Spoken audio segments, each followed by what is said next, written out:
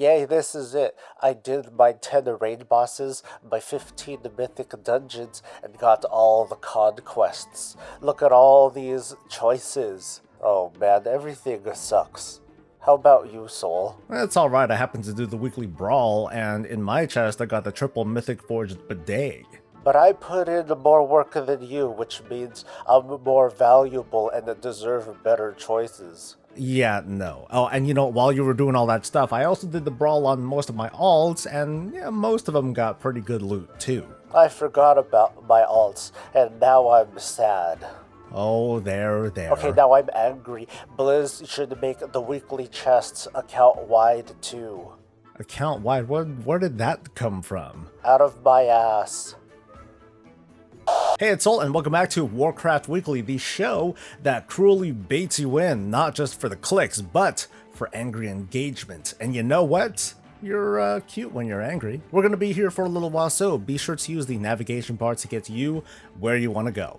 Today's show is brought to us by some of our bestest Brutosaur party friends over on Twitch, to our patrons, including our newest patron, a battery. Get it? Like it's a battery and it powers, well, There is a lot to cover in the Shadowlands beta, but first, some quick news on the WoW Classic side of things. And by quick, yeah, I mean quick. This week, the war effort to open Ahn Qiraj began, and in only a few days, most of the more painful requirements have been met. From stockpiling hundreds of thousands of materials to colluding to farm silithid fragments, absolute psychos have put in nearly 99% of the war effort for both factions already. Even with layering affecting larger servers and speeding up the gathering process, there's still a lot of time between now and next week for teams and realms to prepare. So by next reset, the gates will be flung open throughout the world, AQ will probably be steamrolled in nearly the time that it takes to RP walk through it, and the only chance of delay at this point will be servers being laid low under the weight of high traffic. But best wishes to all the participants and best of luck to the server hardware. Think twice about selling carries on the group finder. That's the takeaway according to a report that a one-day ban was passed out for doing just that.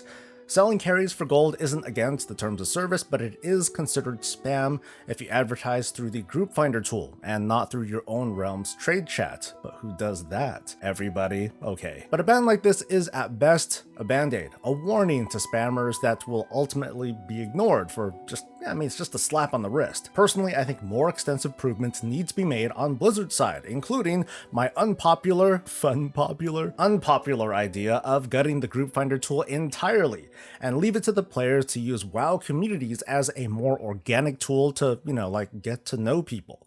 But if not, I say at least get a little bit more serious and consistent with the enforcement. For example, use something similar to account silencing to deal with the spam.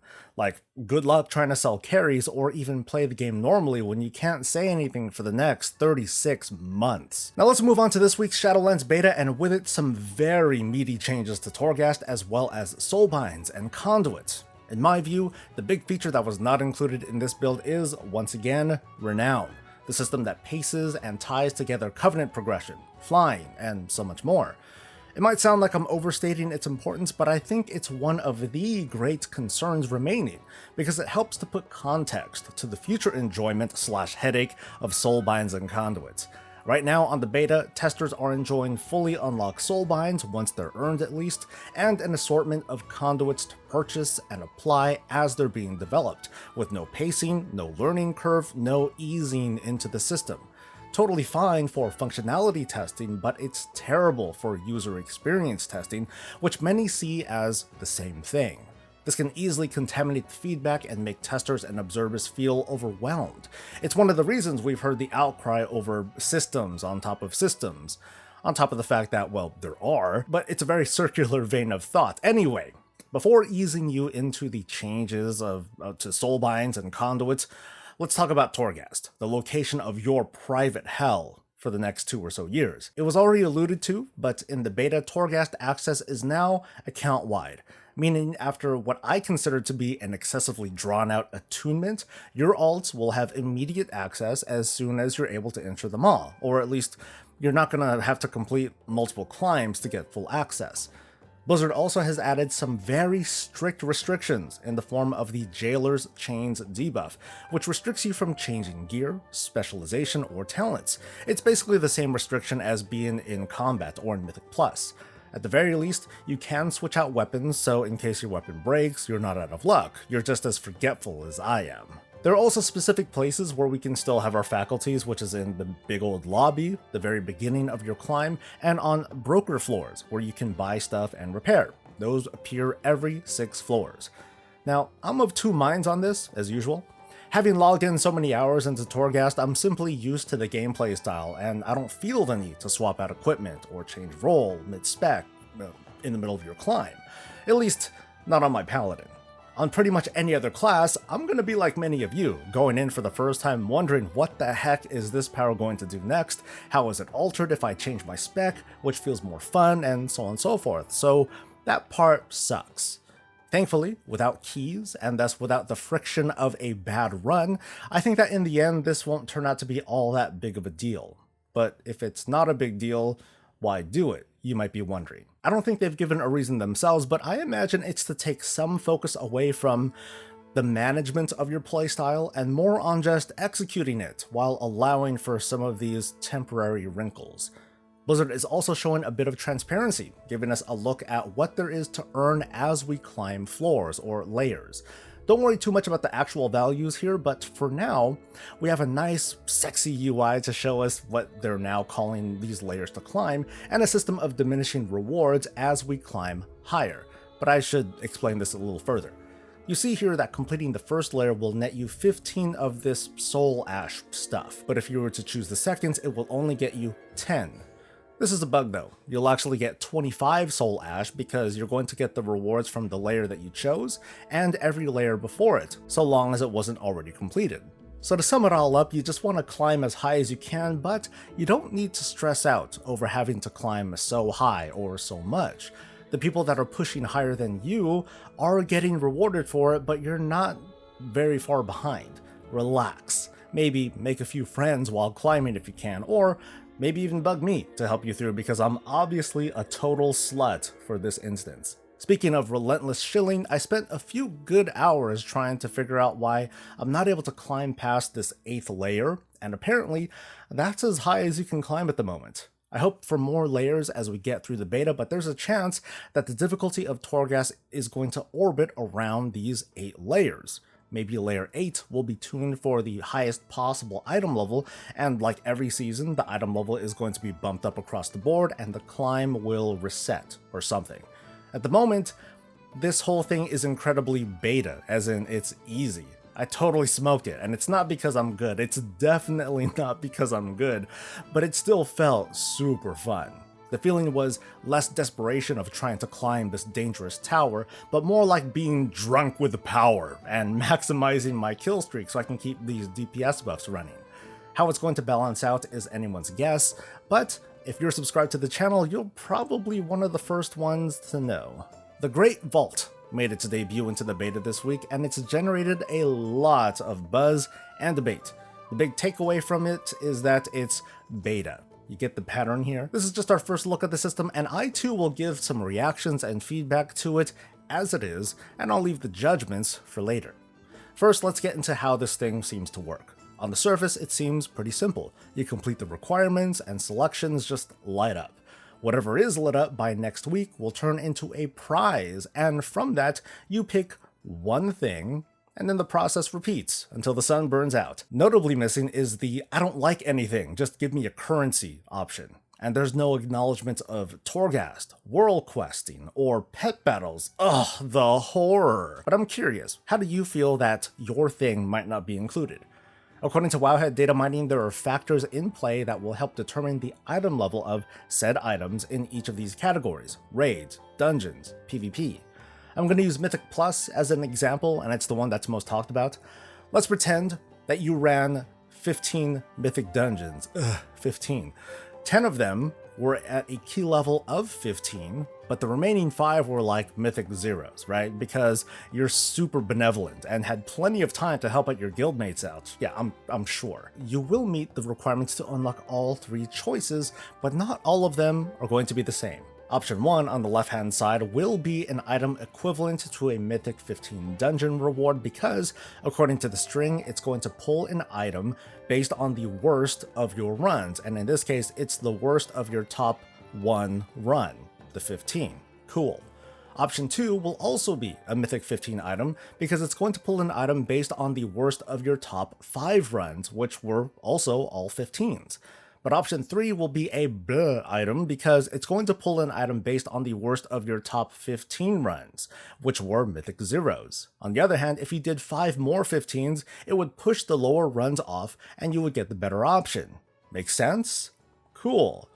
If not, you probably just want to rewind it because this was the best way I could express it. Some immediate feedback based on this system as is that, dude, 15 runs? Holy crap, that's way too much, man. I mean, I get it. It's just excessive compared to the other requirements. And, let's put this entire grid's worth of requirements into proper context. Even if you were to clear a mythic raid, crush 15 15s, and grind Conquest with a 3k rating all in 1 week, you're going to see this beautiful lit up screen because your OCD demands it, but you will still leave with 1 item.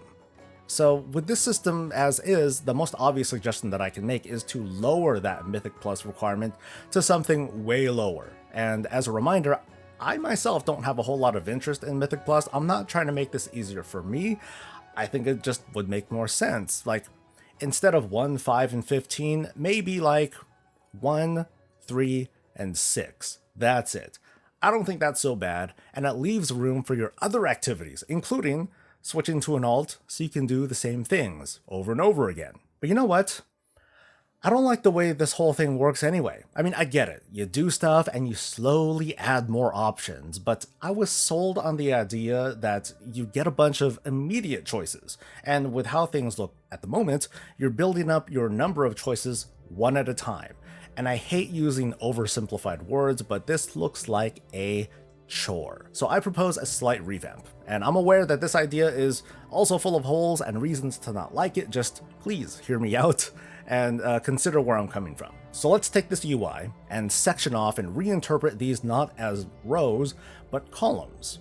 So in this case, if you complete one of the requirements in column 1 on the left-hand side, you unlock choices on the entire column based on the best thing, the highest thing that you did. So if you completed a Mythic 15, you can choose between a piece of dungeon gear, or raid gear, or PvP gear.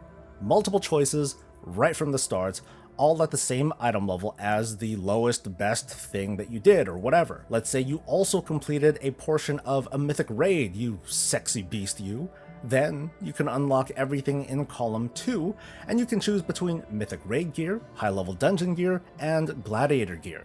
And on top of that, let's say you also got 250 conquest points, but you don't even touch arena, so you don't have PvP rating at all. That's going to mean your third row of choices is, well, not going to be so great, and probably not stuff that you want to consider anyway, but hey, it's there.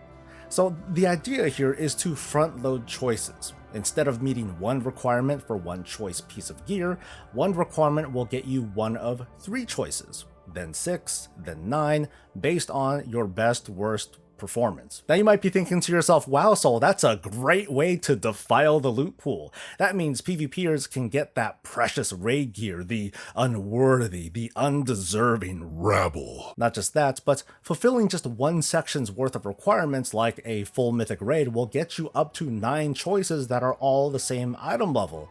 It sounds horrifying.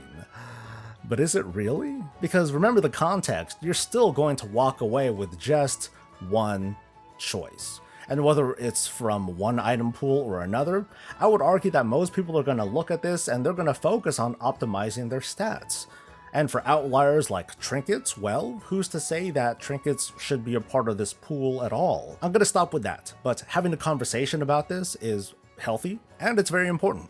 It's pretty obvious that the values here are placeholders, but it's still good to leave feedback, so leave a comment with your thoughts on this week's comings and goings, and for now, let's move on to Soulbinds and Conduits. This is one of those high-tension weeklies, I think. Big updates are coming to these systems, some of which I already mentioned the other day in a video, so I'm going to try to quickly summarize before I get to what I want to bitch about. Conduits are going to be treated like a series of unlocks rather than items in your inventory. Interacting with them is expected to feel more like the old glyph or the essence system. They'll be governed by item level, and the 15 ranks that we've seen from data mining will represent 15 item level brackets. Whether this is going to be split throughout a season or the entire expansion is still up for some speculation, but that's not a huge deal, not at the moment.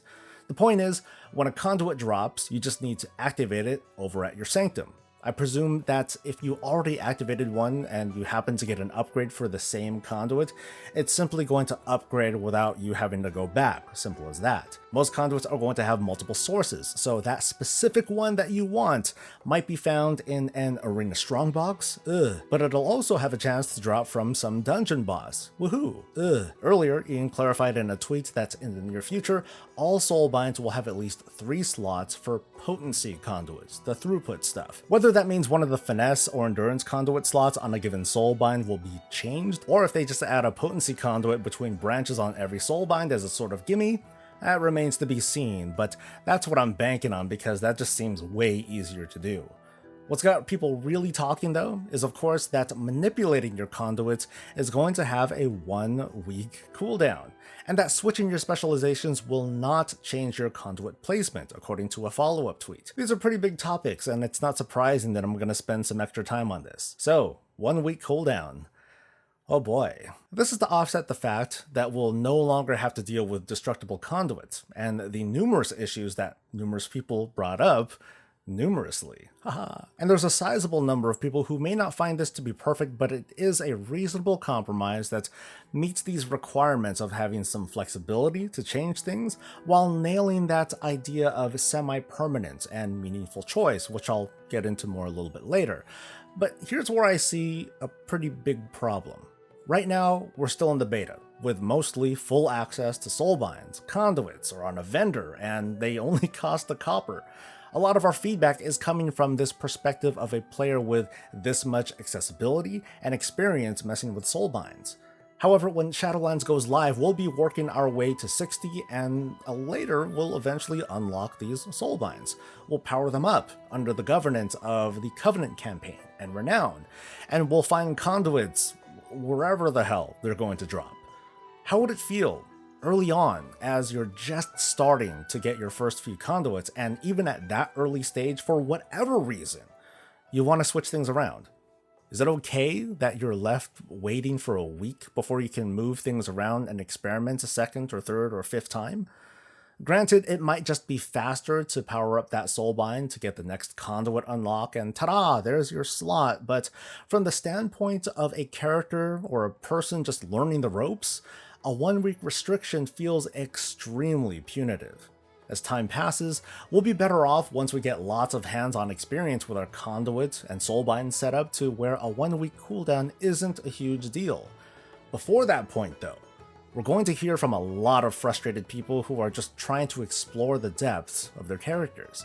This is especially the case for players who play multiple specs on their character concurrently. I know, it's almost unheard of, right? It's going to take those players potentially longer to settle into the kind of Soulbind setup that they want. And again, a 7-day gap between switching is much too restrictive during what's basically the onboarding process. I have one suggestion to make as a compromise. Now, a 1-week cooldown can stay in place to curb this idea of aggressive switching, but let's allow a small number of total charges to allow for that window of flexibility. What if a mistake is made, right?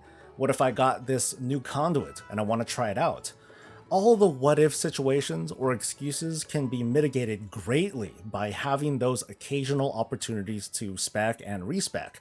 But if that particular player still wants to keep switching, well, they're out of excuses, and they probably need to rethink how they're treating Soulbinds and conduits.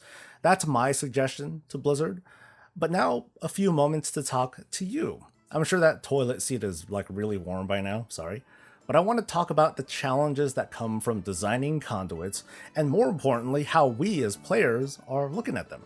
Because I've been saying this a lot, it's almost like a theme or a meme of the expansion, but we're being challenged to think for ourselves. Challenged to make a meaningful choice in our covenants, challenged to make numerous smaller choices on how our conduits are set up. Critics have said many times over that, boy, it would be cool if we just had another talent row and then call it a day. We would be so happy, right? This is it. A talent row that is functionally no different from the crowd control talent row on every class and is the same on every spec. But we can customize this talent row. We can rebuild it and reshape it with hopefully enough flexibility to suit our playstyle, and enough permanence that we don't feel pressured to warp it to fit every playstyle. Here are some straight up opinions. Beware. You know what I think makes Soulbinds so hard for some people to figure out, aside from it, of course, being still in development?